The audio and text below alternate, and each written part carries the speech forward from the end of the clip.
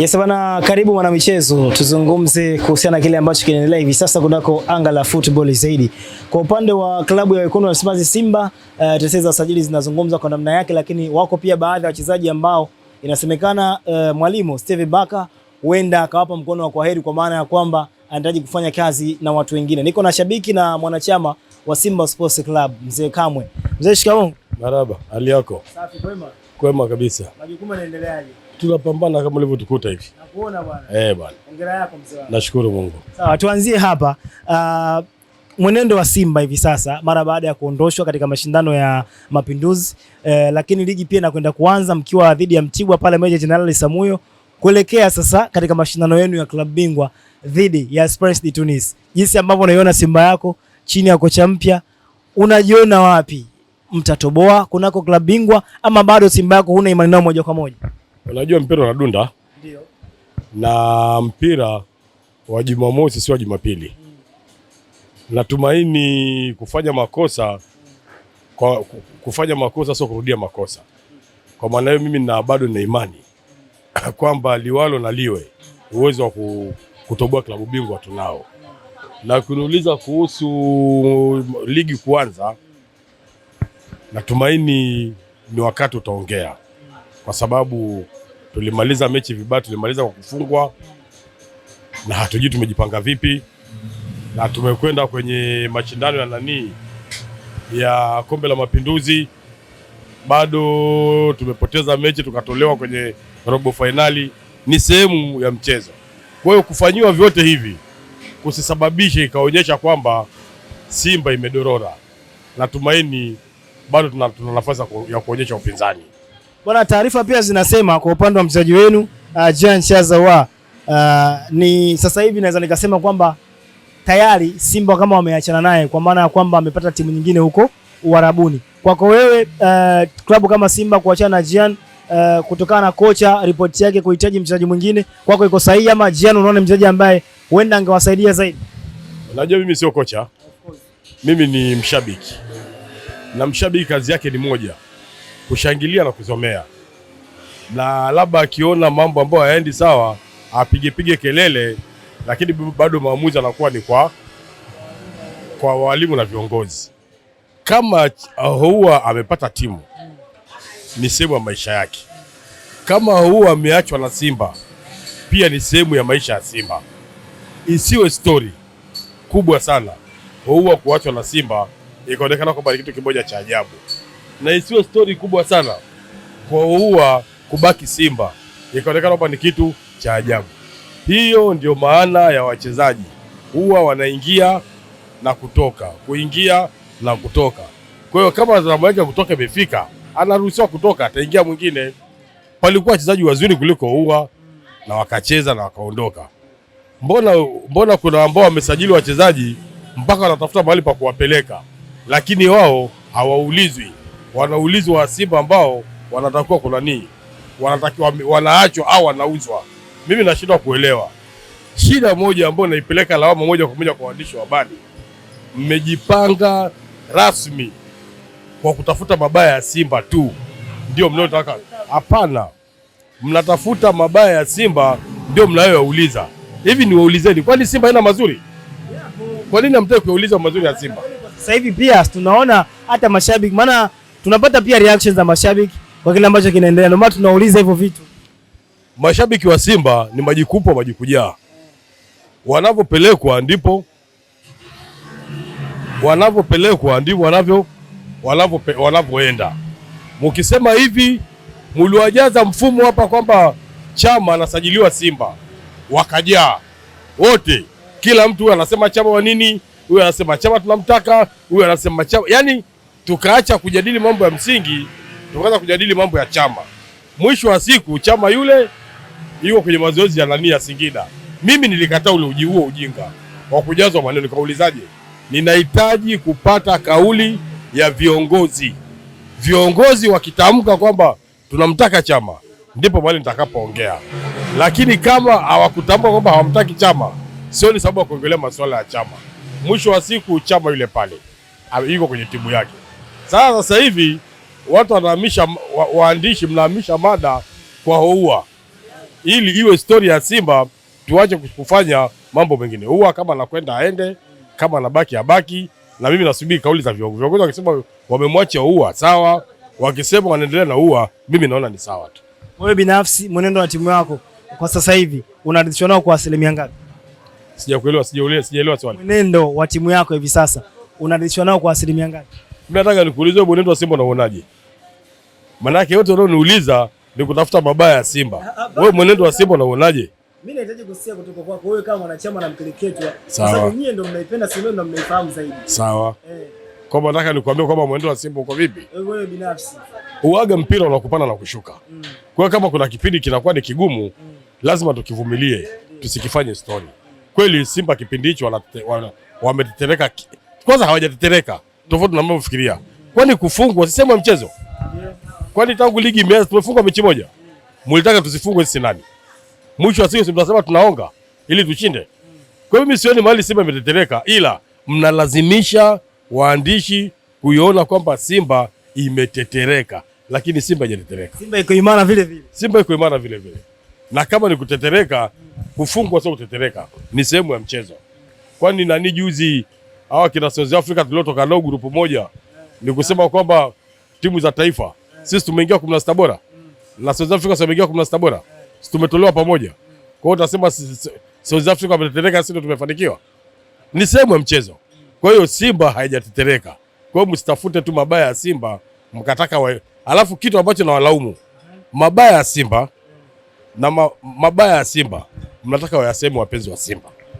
Mazuri ya Yanga mnataka wayaseme wapenzi wa Simba. Kumbe ndio wanavyofanya. Sisi yani nyinyi mnatuliza maswali ya mabaya ya Simba na mnatuliza maswali mazuri ya Simba. Kwa hiyo mimi nisemee mabaya ya Simba afu nisemee mazuri ya Yanga.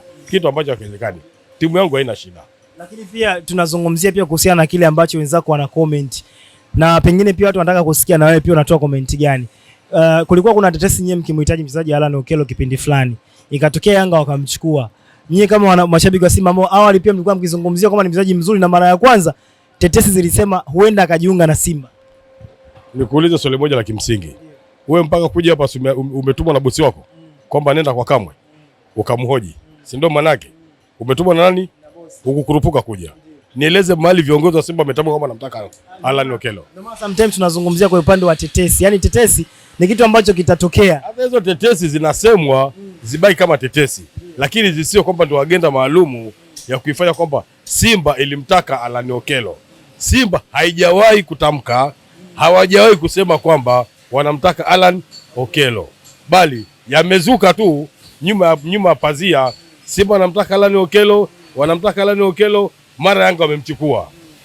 Simba ndio mpaka hapo Simba walimtaka Kante, yule nani Conte, Bala Conte, Simba wamemtaka Bala Conte, mara wameshindwa, Yanga wamemchukua. Matokeo yake kimwavimbia. Kwa hiyo kumbe sisi tukitakaga magarasa nyinyi mnakimbilia. Lakini hakuna mahali Simba alitangaza kwamba anamtaka Bala Conte. Hakuna mahali Simba ametangaza kwamba anamtaka Alan Okello, lakini agenda iliyoko barabarani ni kwamba Simba wamemtaka Alan Okello, wamemshindwa, Alan Okello amekwenda Yanga. Why? Hapo mnatuonea. Hebu jaribuni kuchukua, kwa nini hamuchukui mabaya ya Yanga pasipo kusikia viongozi wa Yanga? Lakini mnachukua tu mabaya ya Simba bila hata kusikiliza viongozi wa Simba. Kwa hiyo mimi sikubaliani nalo. Poa, sawa mzee Kamwe. Tuzungumzie kwa upande pia wa timu yako. Kwa maana ya kwamba ripoti zinavyozungumzwa kwa upande wa baadhi ya wachezaji kujiunga na timu na wengine kuwaacha. Wengi wakitoa comment kwamba awali Fadlu Davis pia alisajili kikosi lakini baadaye mwisho wa siku akaja akaondoka. Na sasa hivi tena ni kama kuna baadhi ya wachezaji mwalimu anawapunguza kuleta wengine. Pia wapo baadhi ya mashabiki na wachambuzi pia wakisema kwamba ni kama hakuna mtu sahihi ambaye anafanya sajili moja kwa moja zikaisaidia timu ikakaa na kubakia na wachezaji ambao watafikirisha mbali, lakini mnakuwa mnasajili wengine mnawaacha pasipo kuwa na mtu maalum wa kufanya hivyo. Hilo nalijibu kwa ufasaha sababu hilo linahusu timu yangu. Hilo wala sipingi. Simba kumekuwa na shida ya usajili. Wakati ile kocha aliondoka nani huyu? Fadlu anasajili. Mimi nilisema mipira ya Kiafrika usajili wa Fadlu sio usajili. Mipira ya Kiafrika tusajilini wenyewe, kocha akiondoka tuachie timu yetu. Lakini tunajifanya wazungu, tunasajili, tunamwachia kocha asajili, atakuja kusajili watu wanaotaka yeye, na akiondoka atatuachia madarasa ambayo alitaka ayafundishe yeye, mwingine akashindwa kuwafundisha. Hilo kwa kweli ni tatizo. Simba tumepata tatizo la usajili. Kila mtu anataka kuwa na wachezaji wake. Hicho ni kitu ambacho Simba tunakifeli. Na tukikubali Simba kumweka mtu mmoja wa kuweza kufanya taratibu zote za usajili, Simba itafika mbali. Lakini sasa hivi kuna mchezaji wa Juma, kuna mchezaji wa Kamwe, kuna mchezaji wa Josefu, sijui kuna mchezaji wa Fatuma. I say Fatuma siku akinuna, akimnunia mpenzi wake huko, anaamrisha huko wachezaji wasicheze vizuri. Anawalipa wachezaji wanacheza chini ya kiwango. Kamwe siku akinunua na mpenzi wake huko, akija analazimisha wachezaji wake chini ya kiwango, anawalipa. Ni shida.